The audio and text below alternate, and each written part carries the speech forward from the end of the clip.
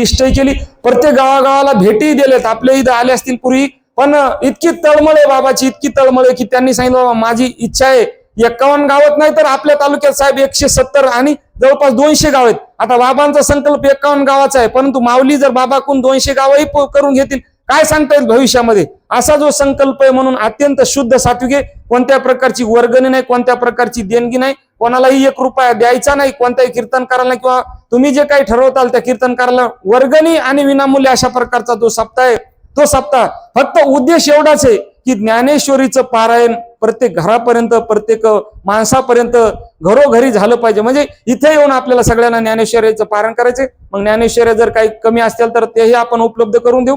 ज्यावेळेला ही संकल्पना आपण सुरू केली साहेब, तर आश्चर्य असं आहे की रिडतचे महाराज येतं आणि खऱ्या अर्थानं बाबा त्यांना चालता येत नाही, ते अपंग येतं.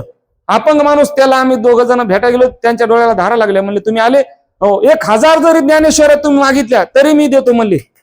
108 तर ज्ञानेश्वऱ्या त्यांनी दिल्या, पण 1000 नाही, कितीही मागा म्हणले, कारण की मला तर आता काही चालता येत नाही म्हणले. पण माझा संकल्प आहे ज्ञानेश्वरीचं पाठ आहे त्यांना ज्ञानेश्वरी, मला काही फिरता येत नाही. म्हण तुम्ही जे काम करायले म्हणले माऊलीचं कार्य आहे आणि माऊलीचं कार्य घराघरापर्यंत जाऊन ज्ञानेश्वरीचं पारायण आपल्याला करायचे. म्हणून सर्व गावकरी मंडळीला माझी एवढीच विनंती आहे, सगळे तरुण वर्ग आहेत, नितीनराव आपण सगळेजण या 2-3 दिवसामध्ये लिस्ट करा.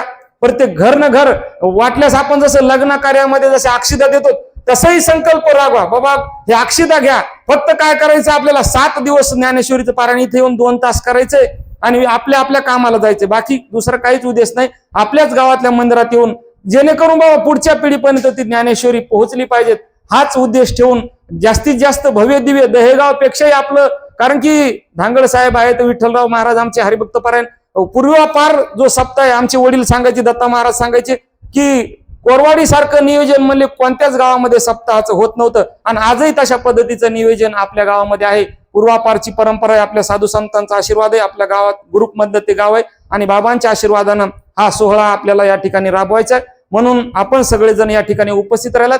तसेच आपण ही ज्ञानेश्वरीचं पारायण आपण सगळ्यांनी करावं. या ठिकाणी हनुमंतरायाच्या चरणी अशीच प्रकारे प्रार्थना करू आणि याच ठिकाणी थांबतो. यानंतर बाबा